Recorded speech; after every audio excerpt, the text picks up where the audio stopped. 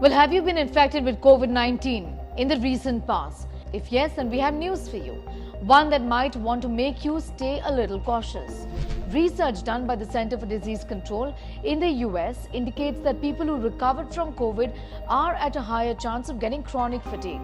Now, what really is chronic fatigue? There is just so much chatter around long COVID. It appears that this has got to do with long COVID. Chronic fatigue syndrome is a disorder. In this, extreme fatigue is experienced for a period of at least 6 months. These symptoms don't subside with rest, while the cause of this is actually unknown. Experts believe that a variety of factors could actually be responsible for triggering this. According to the CDC, the Center for Disease Control, patients who are infected with COVID are 4 times more likely to develop chronic fatigue. Medical records of 4,500 patients were studied who had COVID between February 2020 to February 2021.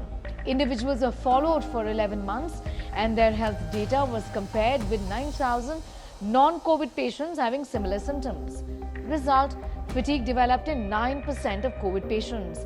Among non-COVID patients who had been infected with the virus in the past, the story was a little different.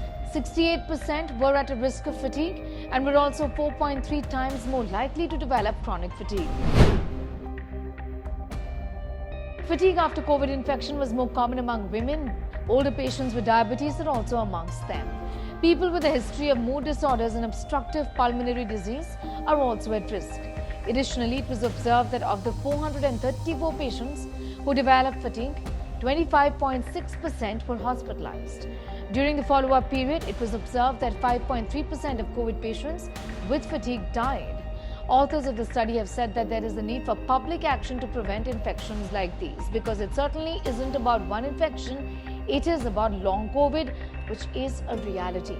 Increased awareness about this could in fact lead to improving one's lifestyle. Clearly, COVID-19, the disease, the infection, and getting rid of it isn't enough.